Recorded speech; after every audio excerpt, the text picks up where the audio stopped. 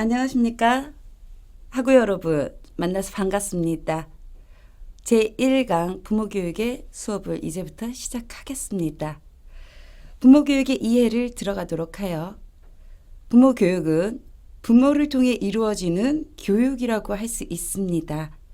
부모교육은 부모의 역할을 수행하는 데 있어서 효과적인 변화를 위한 모든 종류의 교육적 기술이나 기능, 그리고 이러한 것들을 적용하는 것인데요. 부모교육은 부모를 대상으로 교육 목적의 내용이 설정되고 구체적인 제도, 기술을 가르칠 수 있는 교육적 기능을 가지게 되었습니다.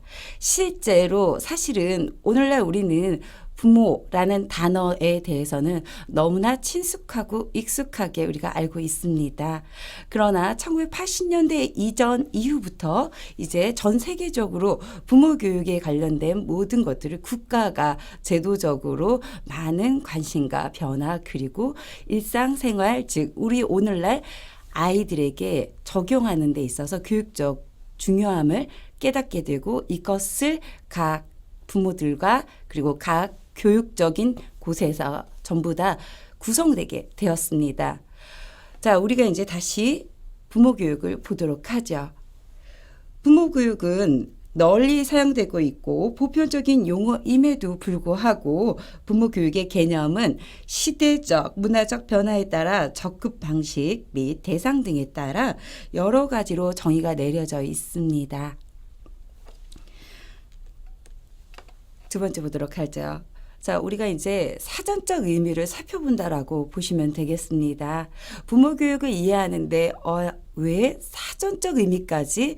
예, 우리는 부모 교육에 대해서 조금 더 친밀하고 깊이 그리고 우리의 다음 세대의 아이들을 보다 건강하고 밝고 따뜻하게 성장시키려면 한다면 우리는 부모란 무엇이고 부모 교육이 무엇이고 이것을 보다 정확하게 학습하는 데 중요한 역점을 두고 있다라고 할 수 있겠습니다. 자, 사전적 의미를 살펴보도록 해요.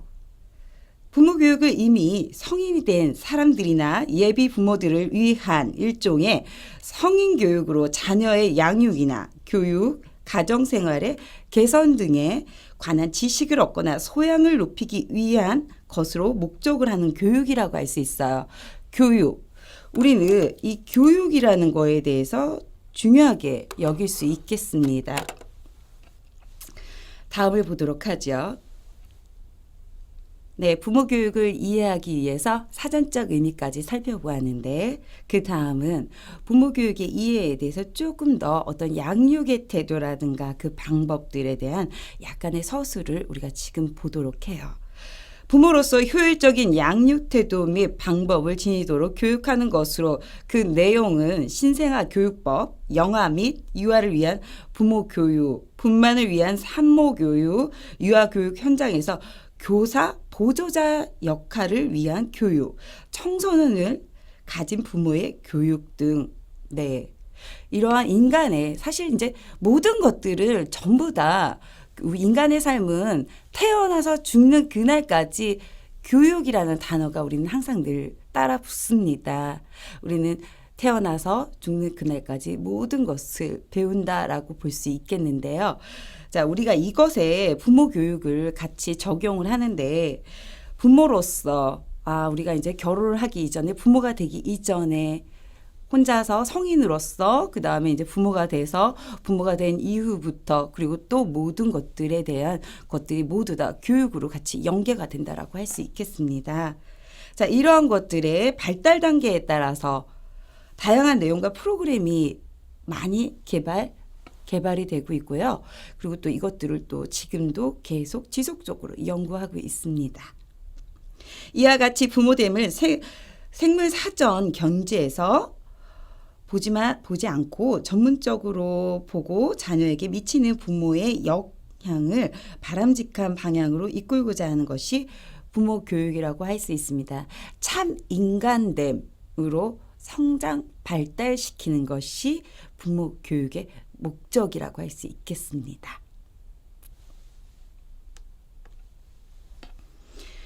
자, 그러니까 19세기 이전에 자녀 양육을 위한 그 부모 역할을 강조한 학자들이 있어요. 지금 영상을 보시면 아시겠지만, 화면을 보시면 아시겠지만요.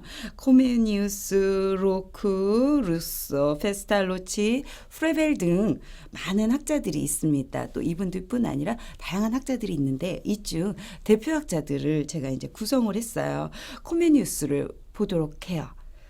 0세부터 6세 시기의 교육을 주로 담당하는 사람은 가정의 어머니이며 교육이 주로 이루어지는 장소는 어머니의 무릎이라는 것을 강조하면서 유아기 교육이 학교 교육의 기초가 됨을 강조했습니다.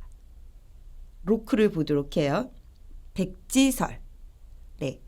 인간이 경험한 바가 모든 사상의 근원, 어머니들은 아동마다의 독특한 특성과 능력을 고려하여 교육해야 함을 강조했습니다.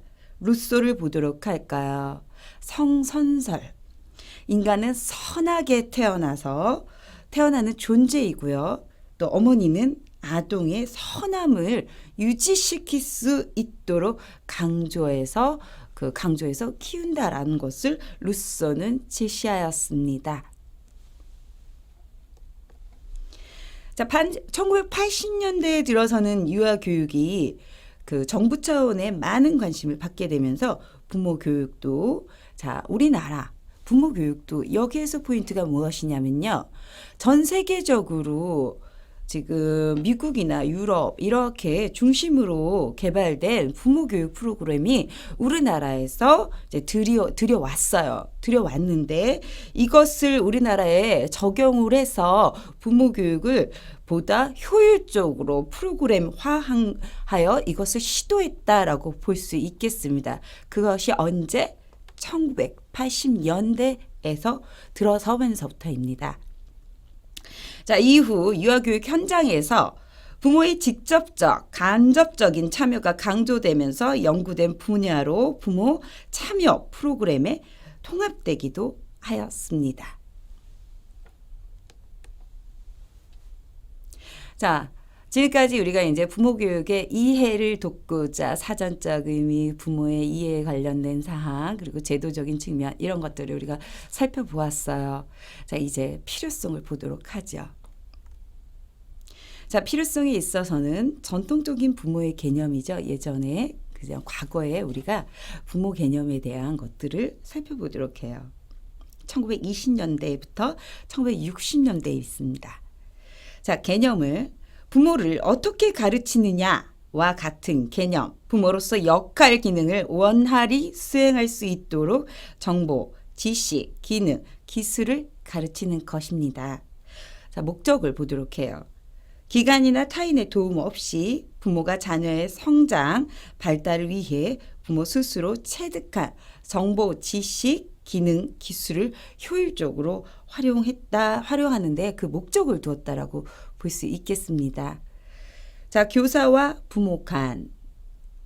우리는 사실은 부모 교육 안에 이제 교사 부모 간 이런 것들이 지금 이렇게 한 줄로 이제 우리가 이제 가르치고 배우는 수직적인 관계 이렇게 나와 있는데 이거를 우리는 사실은 굳이 이제 학문적인 분야 아니어도 우리는 늘 알고 있는 부분이에요. 그러나 우리는 이것을 다시 한번 되짚어서 알아봄으로써 조금 더 부모 교육이 왜 필요한지를 알아본다라고 할 수 있겠습니다. 자, 소극적인 의미의 함축을 보도록 해요. 부모가 보다 효율적인 자녀 교육과 발달에 적극적으로 참여하기 위해 교육을 받는다라고 할 수 있겠습니다.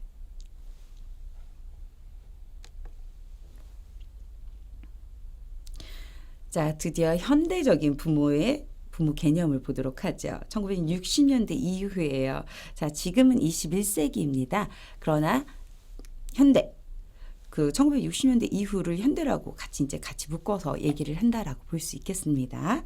자, 부모 참여, 교사와 부모 간, 또 앞에 본 것 같이 이제 과거의 전통적 의미에서도 적극적인 의미의 함축, 소극적인 의미의 함축 이런 것들을 함축적인 의미도 우리가 이제 쭉 살펴본다라고 볼 수 있겠어요. 자, 부모 참여에 대해서 보도록 해요. 가정이나 기관의 프로그램에 부모를 직접적, 간접적으로 개입하여 자녀의 성장과